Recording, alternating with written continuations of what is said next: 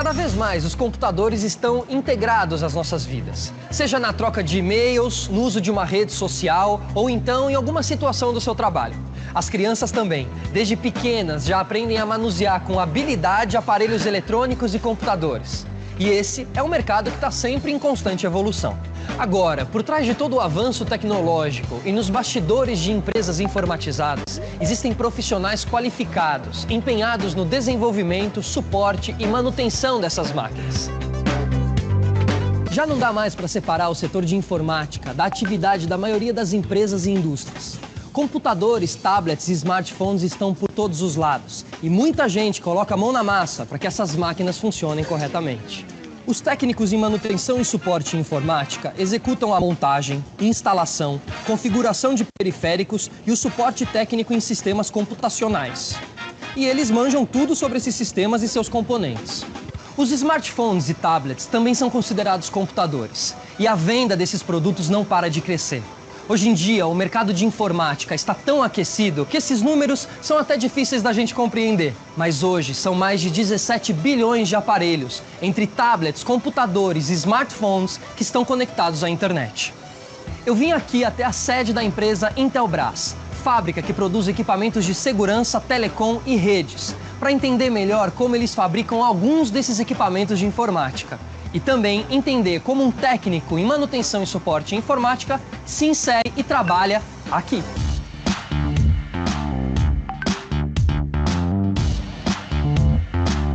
Augusto, antes de qualquer coisa eu queria entender um pouquinho sobre a empresa.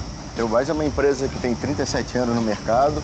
A gente atua na área de telecom, na área de segurança e na área de redes.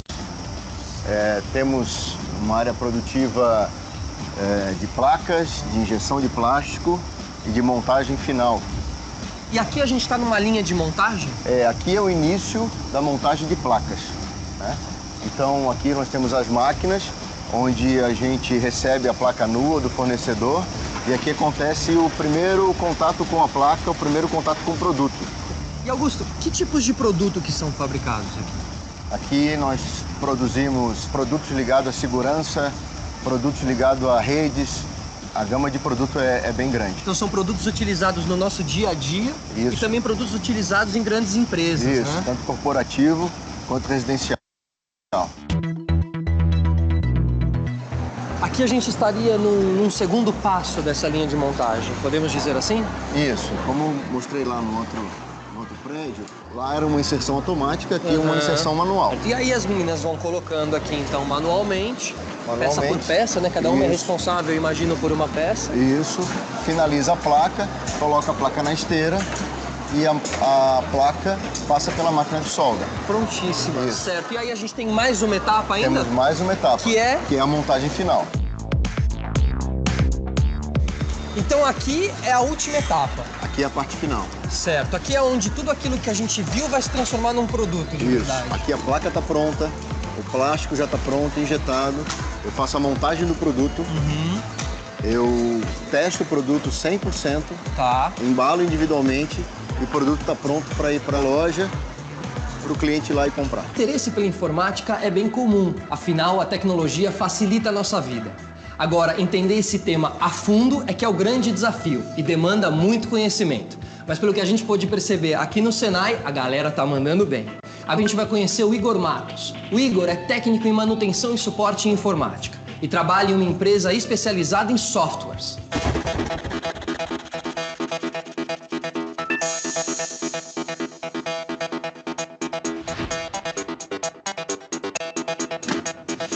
O desenvolvimento de softwares, também conhecidos como programas de computadores, é uma parte fundamental da indústria tecnológica. Os softwares são como janelas que nos dão possibilidades infinitas dentro de um computador. Para entender melhor sobre tudo isso, eu vim aqui até a Softplan, uma empresa de Santa Catarina especializada no desenvolvimento de programas de informática. Eu fui fazer uma visita à empresa Softplan. Lá, o Marcelo, do setor de marketing, conversou comigo sobre o mundo da informática. E quando a gente fala em softwares, são softwares para quais áreas? São softwares de gestão focados em 3 segmentos específicos. O segmento da indústria da construção é um dos segmentos que nós atuamos. justiça e gestão pública. Marcelo, quantas pessoas trabalham aqui? Nós temos cerca de 900 pessoas em Florianópolis e vários outros colaboradores espalhados aí pelo país. São cerca de 1.600. Nós temos equipes de suporte, né, equipes de infraestrutura que mantêm aí a roda girando, que fazem com que esses equipamentos estejam funcionando aí cotidianamente, né? Quando alguém tem algum problema, ele faz um chamado aí para a infra e pode receber esse atendimento de maneira remota ou vir presencialmente, dependendo da gravidade do tipo de problema, para fazer esse atendimento. Agora, se um computador aqui deixa de funcionar, qual é o tamanho do prejuízo aqui para vocês? Primeiro, obviamente, o tempo desse colaborador parado, né? Então,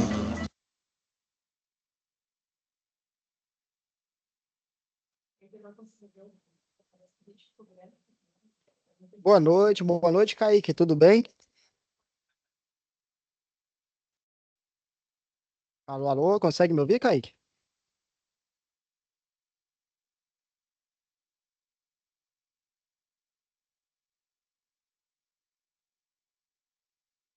Pessoal, vamos começar a nossa aula de hoje, tá? Quero vir falar um pouco sobre instalações elétricas, dispositivo de proteção, hoje é o nosso tema, que estamos aqui para abranger a nossa aula, tá? Falar um pouco sobre o que é o dispositivo de proteção. Há proteção para o homem, tem proteção, né, para o circuito, e a gente vai estar falando um pouco sobre cada um desses dispositivos na nossa aula. Boa noite, Kaique, tudo bem? Agora, tô vendo aqui agora, né, sua mensagem no chat. Qualquer coisa, viu? Pode mandar mensagem no chat se tiver alguma dúvida ou quiser colaborar com a aula nossa, ok? Eu vou estar aqui já abrindo o nosso slide para nós começarmos a nossa aula.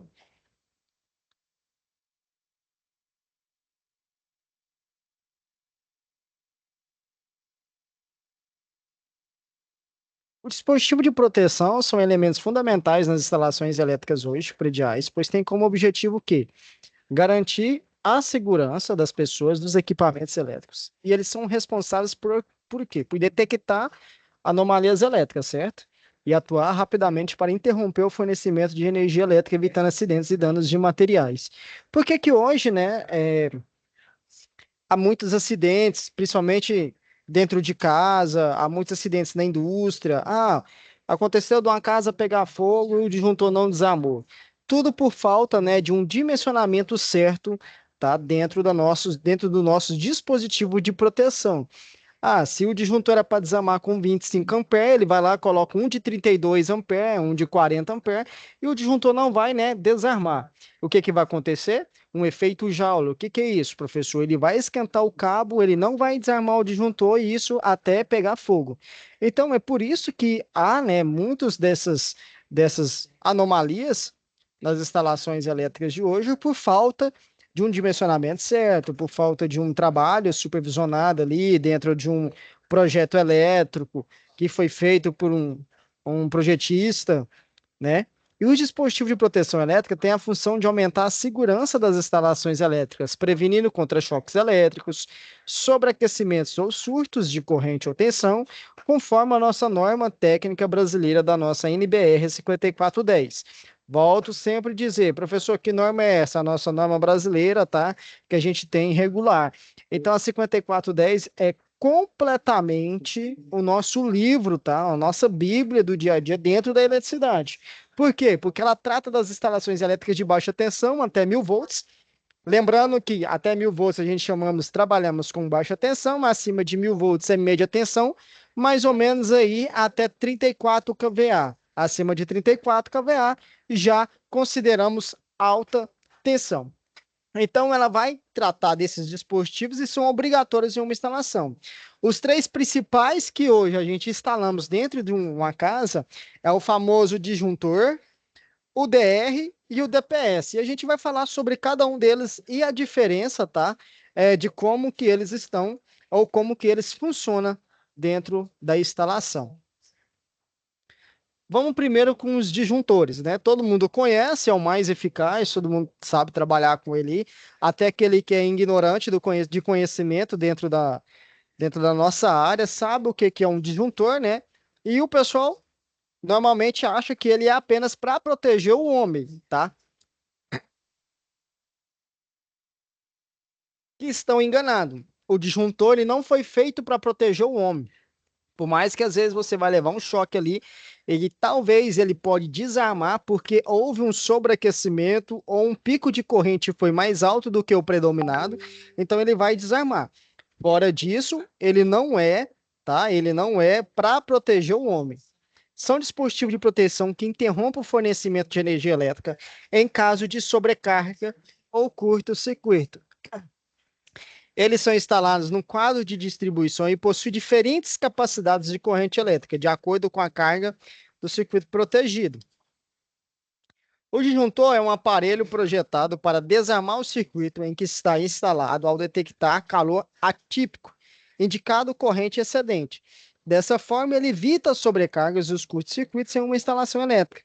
O disjuntor pode ser o quê? Térmicos, magnéticos e termomagnéticos, monopolares, bifásicos ou trifásicos, e é categorizados de acordo com a curva de sua ruptura, podendo ser curva B, curva C e curva D. A gente vai falar sobre cada um, os significados desses tipos de curvas e para que são os seus funcionamentos, ok? Curva B, exemplo, usado bastante em chuveiros, aquecedores elétricos, tomadas de uso geral. O curva C é utilizado bastante em ar-condicionados, circuitos de iluminação e sistemas de comando e controle. E temos aí o nosso famoso curva D, que eles vão ser utilizados para motores de grande porte e grandes transformadores, ok? Esse aqui é o nosso famoso NEMA. Creio que todo mundo já, né, trabalhou, já viu desse modelo de disjuntor. As casas mais antigas de hoje utilizam bastante, tá? Esse tipo de disjuntor. É um disjuntor que completamente ele não desarma através de um curto-circuito. Ele vai desarmar através de um termo, tá? Então, se o cabo aquecer demais, ele vai fazer o quê? Ele vai desarmar, porque ele não é termomagnético, ele é apenas termo.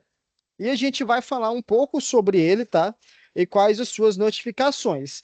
Dentro os norte-americanos NEMAs, o preto são fabricados segundo a norma RTQ. Que norma é essa? É uma norma regulamentar de técnico de qualidade. Então, ele está dentro da norma de qualidade, contida na portaria do Inmetro 243. Algumas informações sobre os disjuntores NEMA material de fabricação da caixa, uma resina sintética, resistente ao calor e quimicamente estável, tá? A banquelite. Capacidade de interrupção de curto-circuito e capacidade inferior, por exemplo, um disjuntor comum de 25 ampere, tipo NEMA, possui uma capacidade de interrupção aproximadamente de 3 kA, tá? Quilowatts. 66% da capacidade de um disjuntor tipo DIN, característica construtiva do disparo magnético. E a gente vai falar, né, um pouco aí sobre o disjuntor DIN, que já são esses disjuntores mais utilizados hoje, tá? Aqui é uma forma absoluta de dentro do disjuntor, como que é o seu funcionamento. Então, a gente vem e conecta o nosso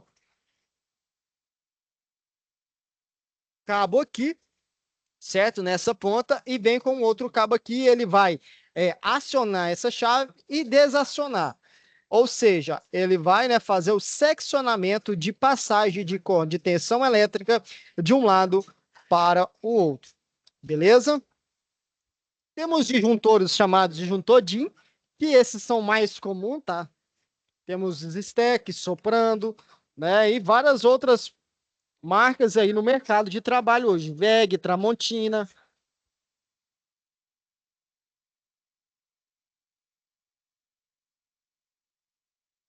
O disjuntor DIN, o material de fabricação de caixa dele é feito de poliéster ou ureia formadeiro, tá? Capacidade de interrupção de curto-circuito, considerando o disjuntor de 25 ampere, esse modelo tem a capacidade de interrupção na ordem de 4,5 kVA. Característica construtiva de disparo de magnético, tá? Que é a bobina que vai dentro dele. Dentro do meu disjuntor DIN, ele é mais ou menos dessa forma de constituição. Temos o borne superior e o borne inferior. O disparo térmico bimetálico, então, quando ele desarmar esse disparo, ele vai desacionar, fazendo com que essa alavanca, ela tripia, ela entra em entrada de tripiação, ok?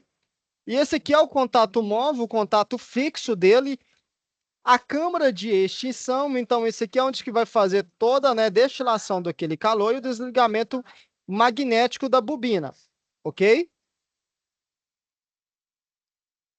Agora tem um vídeo bem explicativo, eu vou passar para vocês, como que é o funcionamento por dentro desse disjuntor. Então, para que possa abrir melhor a mente de vocês, está na hora de estar trabalhando com o disjuntor. O disjuntor térmico. O disjuntor térmico é utilizado para proteger os circuitos elétricos, beleza? Em caso de sobreaquecimento, que são ocasionados por contas das sobrecargas no sistema. E esse tipo de disjuntor precisa o quê? De um tempo maior para identificar as sobrecargas e desarmar. Isso acontece porque a atuação desse disjuntor térmico depende do aquecimento do cabo. Então, depende de que o cabo ele sobreaqueceu, ele atingiu o seu limite. Deixa eu tentar mostrar mais eficaz aqui para vocês. Cabo de 6 milímetros.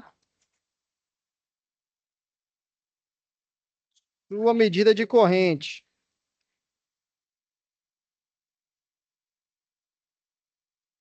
Exemplo, eu tenho um cabo, tá, com seção de 6 milímetros e ele suporta uma corrente de até 32 amperes. Então, se eu colocar um disjuntor de 32 amperes, eu estou colocando um disjuntor limitado para esse cabo, correto? Então, quando o meu cabo sobreaquecer, a minha corrente subir, o que que vai acontecer? Vai acontecer que ele vai passar desse valor de corrente e o cabo pode até pegar fogo. Então, eu coloco um disjuntor de 32 amperes, que é o que ele vai suportar, e o meu disjuntor vai desarmar antes que ele, né, atinja aí o sobreaquecimento.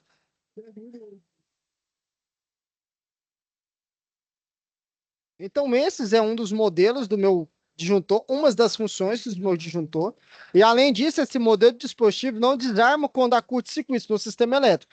Por isso, ele não é mais recomendado para usar na sua residência. Esse é o famoso NEMO, tá? Só por causa disso, ele não vai desarmar com curto-circuito, ele pode desarmar com o termostático dele, tá? Com a temperatura. Mas, em parte de curto-circuito, ele não vai desarmar. Temos os nossos disjuntores magnéticos, beleza? O meu disjuntor magnético é chamado de disjuntor de caixa moldada, né? Esse aqui é de 50 amperes. Hoje um valor de um disjuntor desse, quer ver?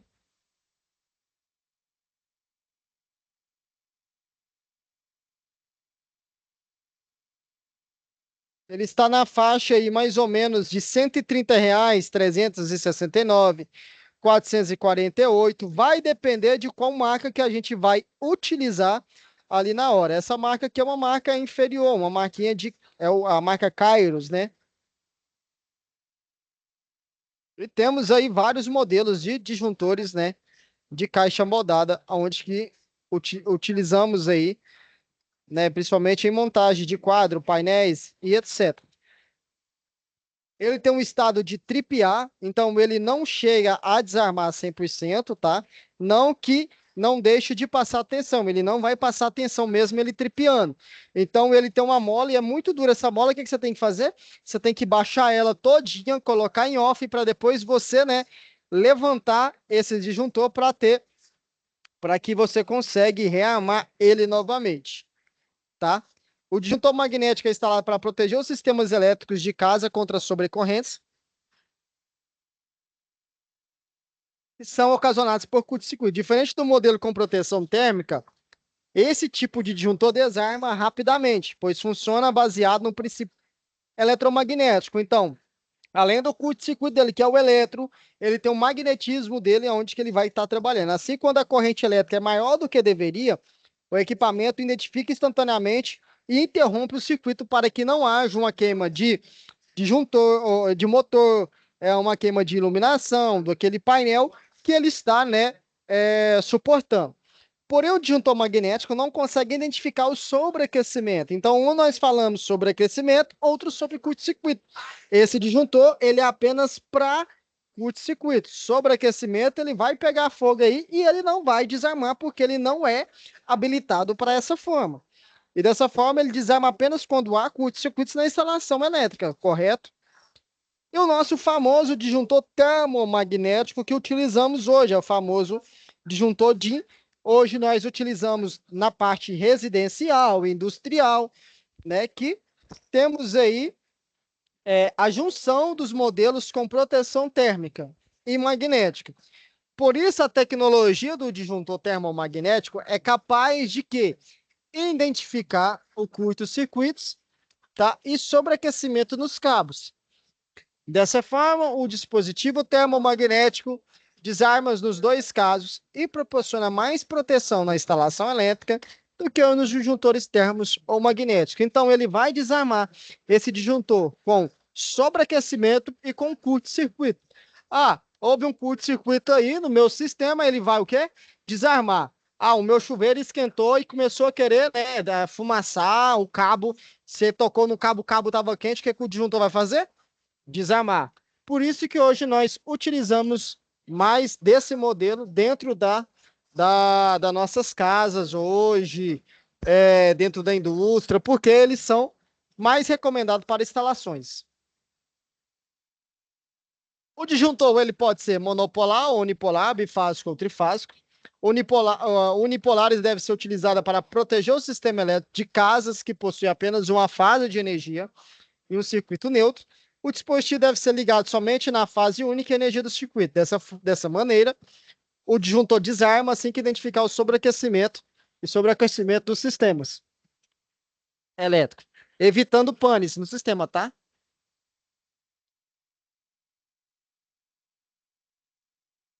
Temos o disjuntor bipolar ou monopolar, tá? Ou bifásico. Deve ser instalado em casas com sistema bifásico, ou seja, que possui duas fases de energia. Ah, eu vou entrar com fase aqui de 110 para mim manter minha energia 220. Então, eu utilizo esse tipo de disjuntor para estar trabalhando com bifásico. Na hora de instalar esse tipo de disjuntor no circuito elétrico, é importante ligá-lo às duas fases, deixando de fora a instalação dos fios neutros ou terra, tá bom? Ah, tem também dele que eu posso utilizar o fase e o neutro, tá? Para que eu possa estar ligando aí algum sistema que condiz os dois sistemas de fase e neutro. Temos o nosso disjuntor trifásico. Esse tipo de disjuntor é ideal para casas com sistema trifásico que recebe 3 fases de energia, ou motor, ou o que seja, tá? Por isso, esse disjuntor tripolar deve ligar as 3 fases de energia, garantindo o quê? A segurança de todo o sistema de casa. Só um minutinho, foi demais. Vamos lá. E a gente agora vai falar sobre curvas de atuação. Professor, para que servem essas curvas? Pessoal, a parte de predial ela é um pouco enjoada mesmo assim, mas até nós pegarmos né, a essência da instalação elétrica. Porque até os demais, né, todo mundo que entra aí na elétrica, eu posso garantir que 80% ele consegue fazer uma instalação residual. Então, o que é o erro hoje do residual? É falta de respeitar as leis. Você respeita as leis ali, vai embora a parte de residual. Então, eu sei utilizar qual disjuntor, eu sei fazer um balanceamento de fase. Eu sei para que serve um disjuntor para circuitos monofásico, bifásico e trifásico, eu estou trabalhando bem tranquilo aí dentro do sistema. Então, a curva de atuação é outro ponto importante e que você deve prestar atenção na hora de você escolher um dos tipos de disjuntor. Cansei de pessoas pegar disjuntores errados, exemplo, de curva C, para instalar ar-condicionado e o ar-condicionado desarmar bastante. Então, tem esse perigo aí. Ele é responsável por garantir que o disjuntor desarmará quando o sistema elétrico atingir correntes maiores do que as suportadas pelos dispositivos em intervalo de tempo muito pequeno. E no mercado estão disponíveis disjuntores com 3 tipos de curvas. E cada um possui características diferentes. Dessa forma, você deve se atentar para escolher o que é mais recomendado para a sua casa. Vamos lá. Disjuntores de curva B.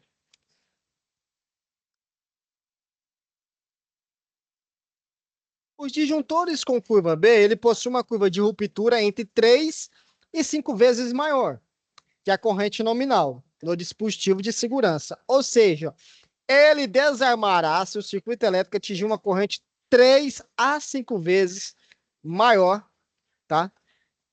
Do que a corrente do disjuntor. Então, ele já tem essa capacidade para desarmar. Aí você vai e dimensiona o seu disjuntor aí maior. Aí, por isso que pega fogo na casa, por falta de dimensionamento. Se você instala um disjuntor que possui corrente nominal de 10 A, por exemplo, ele desarmaria sempre que identificasse uma corrente instantânea de 30 A a 50 A. Só que isso é instantâneo, tá? Não é que ele vai manter aí 30 A aí segurando naquele disjuntor, é instantâneo. Esse tipo de disjuntor é indicado para proteger cargas resistivas com baixa corrente de partida, como chuveiros, lâmpadas, incandescentes e tomadas. Aí nós temos o disjuntor de curva C. Esse tipo de disjuntor possui uma corrente de ruptura de 5 a 10 vezes maior que a corrente nominal. E o próprio disjuntor sim, e o seu disjuntor em corrente nominal de 10 A, ele desarmará ao identificar correntes instantâneas entre 50 e 100 A. Por suportarem correntes mais altas, os disjuntores de curva C são indicados para cargas com média corrente. Exemplo, tá? Reatores, lâmpadas fluorescentes, ar-condicionados e etc, beleza? E temos o disjuntor de curva D, que é o nosso, né, o nosso disjuntor mais bruto, que nós utilizamos bastante em motores elétricos, essa parte mais robusta aí no mercado. O dispositivo de curva D possui curva de ruptura ainda maior, de 10 a 20 vezes do que a corrente nominal do disjuntor, e por isso o disjuntor de 10 A só desarma quando a corrente instantânea entre de 100 a 200 A. Beleza? Esse tipo de disjuntor é indicado para proteger cargas de alta corrente de partida, como aparelhos de solda, motores elétricos de alta potência e etc. Beleza? Agora vamos trabalhar com nossos interruptores diferenciais chamados DRs. O DR ele é dispositivos que detectam corrente de fuga na instalação elétrica, evitando o risco de choques elétricos e incêndios. Eles são instalados no quadro de distribuição e possuem diferentes correntes nominais de acordo com o consumo, né, elétrico da instalação. É um trem que está dando muita dor de cabeça hoje no mercado, porque nem todo mundo consegue instalar. Aí vem o pedricista, né, achando que ele é eletricista também, porque ele acha que faz uma casa residencial, ele tem um autoconhecimento da eletricidade. Aquele que trabalha, não estou falando mal, tá, pessoal? Mas aquele que trabalha e tem um conhecimento, ok. Mas e aquele que não tem conhecimento? O que ele vai acontecer? Ele vai fazer? Ele vai lá instalar um DR de qualquer forma, de qualquer jeito, o DR vai começar a desarmar, tá? Porque ele coloca circuito de iluminação junto com o circuito de tomadas. Quando você liga a luz do quarto, o seu DR vai desarmar. Aí ele fica louco correndo atrás de um eletricista. Sabe o que o eletricista o pedricista ele vai fazer lá? Ele vai lá e vai tirar a fase do DR e não vai ficar sem proteção nenhuma a casa. Então, eles são dispositivos que detectam correntes de fuga na instalação elétrica, evitando risco de choques elétricos e incêndios. Eles são instalados no quadro de distribuição e possuem diferentes correntes nominais de acordo com o consumo elétrico da instalação. O DR é um dispositivo diferencial residual responsável pela proteção contra efeitos de choque elétrico, tá? Ele já é proteção para as pessoas. Ele não é para proteger o circuito. Ele é para proteger pessoas. Pode ser causado por equipamentos conectados à rede elétrica, tá? Aqui vai falar apenas um pouco sobre o DRs, não vamos entrar muito a fundo. Eu tenho um vídeo aqui pequeno onde que vai falar como que é feito o desarme de um disjuntor. Merece Ultra Blue BTG Pactual. Só um minutinho. Precisa de um banco completo, como o BTG Pactual. Princípio. Um dispositivo minúsculo e interessante chamado MCB protege você e sua casa de acidentes elétricos. Nesse vídeo, pessoal, eu vou estar demonstrando disjuntor... o funcionamento interno de um disjuntor.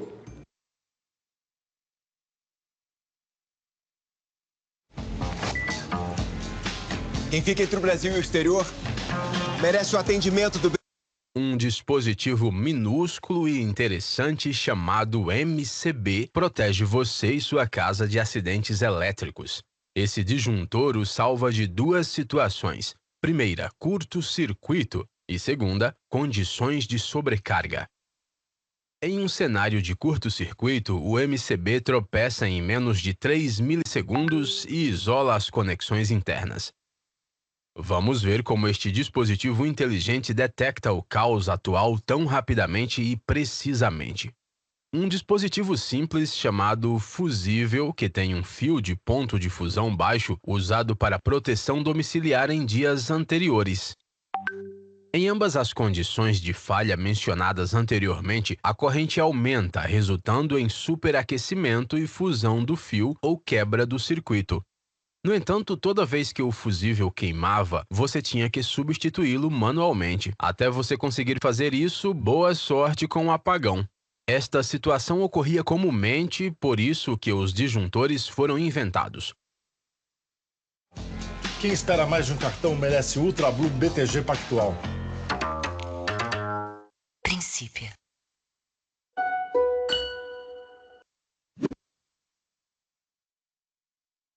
O disjuntor é um mecanismo de desligamento automático que mantém um lado do fio em movimento e o outro fixo. Durante uma falha elétrica, se o circuito abrir completamente, terminamos com o projeto do MCB. Depois que a falha terminar, basta ligá-lo manualmente. Antes de entrar mais no MCB, desenhe uma pequena nota sobre a direção atual. Um MCB é ativado em menos de 3 milissegundos, o que é muito menor do que o período de meio ciclo de uma corrente alternada. Portanto, não há problema em mostrar o fluxo atual em uma única direção ao longo da análise. Agora a questão é, como este sistema reconhece a ocorrência de uma falha elétrica? A resposta é que ele possui elementos de detecção que ativam um mecanismo de disparo.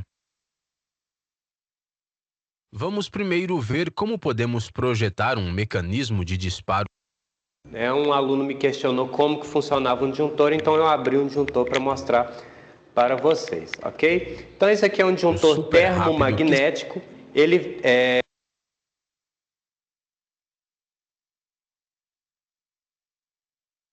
um elemento de proteção, né, os disjuntores são elementos de proteção. Amplamente. E um mecanismo inteligente. Espera só um minutinho, tá tendo algum erro aqui no vídeo, deixa eu só abrir ele esse trabalha vídeo. com dois princípios de funcionamento, ou melhor, de desligamento para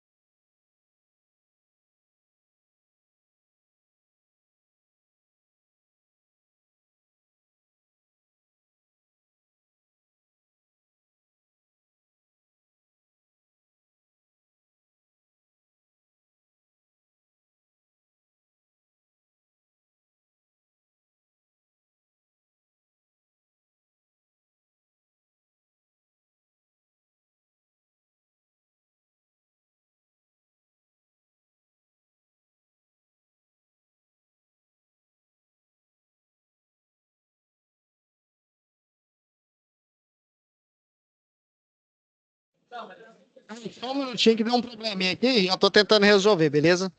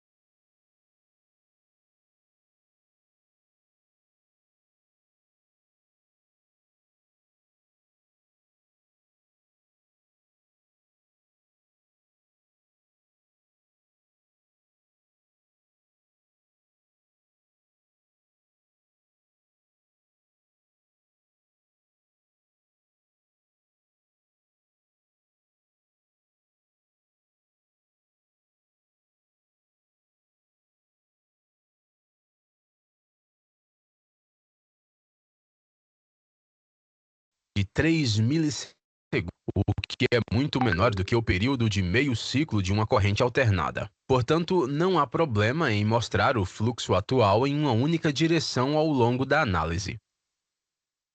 Agora a questão é, como este sistema reconhece a ocorrência de uma falha elétrica? A resposta é que ele possui elementos de detecção que ativam um mecanismo de disparo. Vamos primeiro ver como podemos projetar um mecanismo de disparo super rápido que se abre amplamente. Um mecanismo inteligente para alcançar esse objetivo é mostrado aqui. Este mecanismo tem uma alavanca a qual um anel retangular está conectado, como mostrado. O anel retangular é conectado por 2 molas e uma alavanca central, como mostrado. Nesta posição, ambas as molas estão em estado neutro. Quando a alavanca se move para cima, a mola inferior comprime e a mola superior se expande. As forças de ambas as molas são eventualmente transferidas para a alavanca através do anel retangular, e esta força estará na direção ascendente. Como você pode ver, a mola retangular está inicialmente em um deslocamento negativo para o centro da alavanca. O torque produzido pela força atuando no anel retangular será no sentido horário. Se você soltar a alavanca nesta posição, este torque no sentido horário trará a alavanca de volta à sua posição inicial. No entanto, se você empurrar a alavanca mais para cima, você nota algo peculiar sobre a distância de deslocamento. De repente se torna positiva, o que significa que depois de um limite crítico, o torque agirá sobre ela em sentido anti-horário. Quando o MCB está ligado, esta será a posição da alavanca. A estrutura do MCB bloqueará a rotação da alavanca no sentido anti-horário. Agora, se um gatilho externo gira ligeiramente a alavanca, o torque na alavanca de repente se torna no sentido horário e o circuito abre rapidamente sem a necessidade de uma força externa. Aqui, à medida que o operador empurra a alavanca para baixo, você pode ver em câmera ultra lenta como o mecanismo opera na prática. Depois de um pequeno ângulo, a alavanca gera seu próprio torque e, em seguida, não há necessidade de aplicar força externa. Agora, a única pergunta é, como podemos gerar esse pequeno gatilho de entrada ou movimento de entrada quando uma falha ocorre? A melhor resposta é com um eletroímã. Esta bobina produz campos magnéticos proporcionais na natureza à corrente que passa por eles. À medida que a corrente aumenta, o campo magnético se torna mais forte. Ao longo do vídeo, note que no caso de um curto-circuito, a corrente sobe até 1000 vezes em magnitude dentro de milissegundos.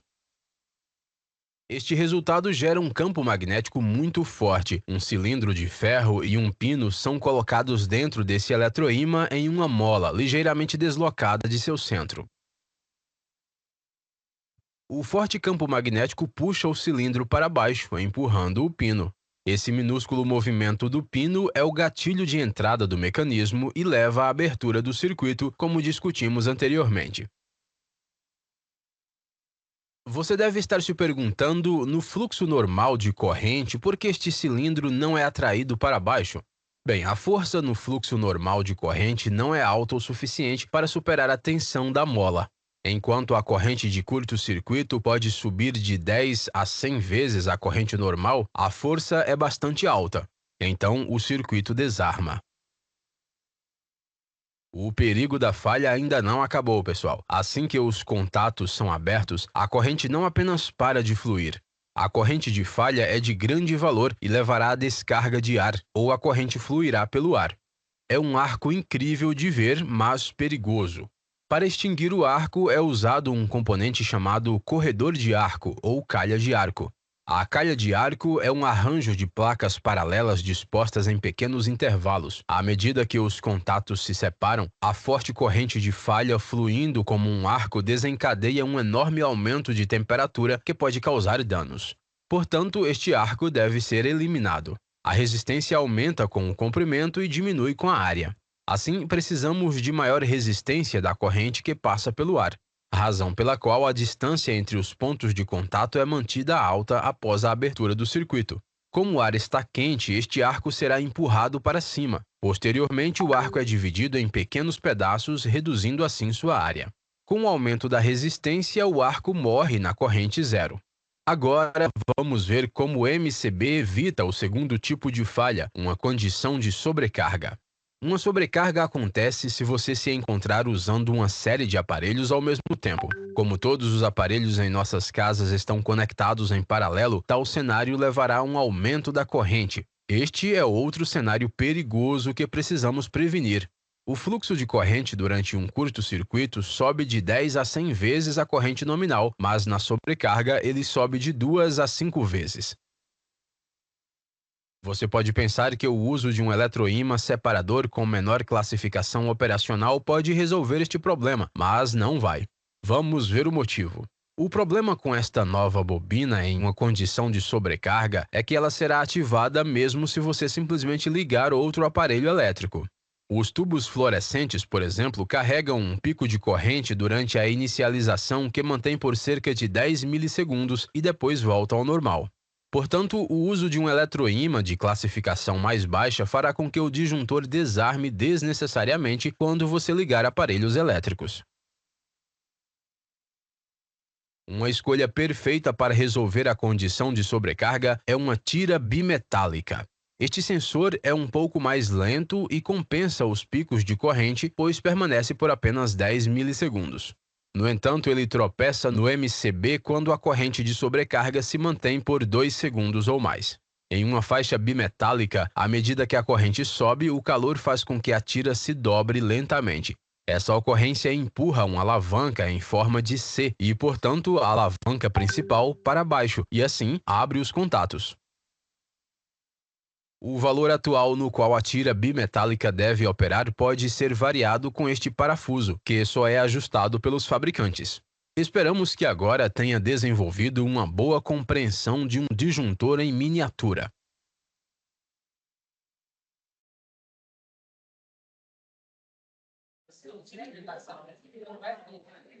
E aí, Kaique, com esse vídeo ficou bem mais claro esse disjuntor. Custei achar esse vídeo, né? Nós achava vídeo demonstrativo com disjuntor por dentro brasileiro, mas muito fraco. Então esse vídeo ele foi dublado, ele não é brasileiro, tá? E eu quis trazer eles para aula, por mais que ele é um pouco extenso, né? Eu acho um vídeo, ele toma muito, querendo ou não, ele toma aí 9 minutos de tempo da aula, mas é o mais explicativo que a gente tem para mostrar dentro o funcionamento de um disjuntor, ok? Eu quero te perguntar, Kaique, há alguma dúvida sobre essa aula nossa de hoje? Foi tranquilo?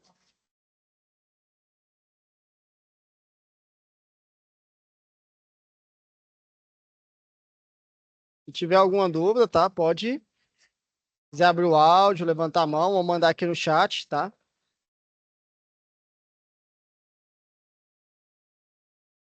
Se vou entender que não teve dúvida, tá? Se não há nenhuma dúvida, eu quero agradecer a vocês, ter uma boa noite, né? Um bom final de semana aí, um feriado, né? E até terça-feira que vem, já estamos aqui firme e forte pós-feriado aí, né? Para termos a nossa aula novamente, ok? Então, quero desejar uma boa noite, um bom descanso e até a próxima aula, cara. Tchau, tchau, até mais, galera.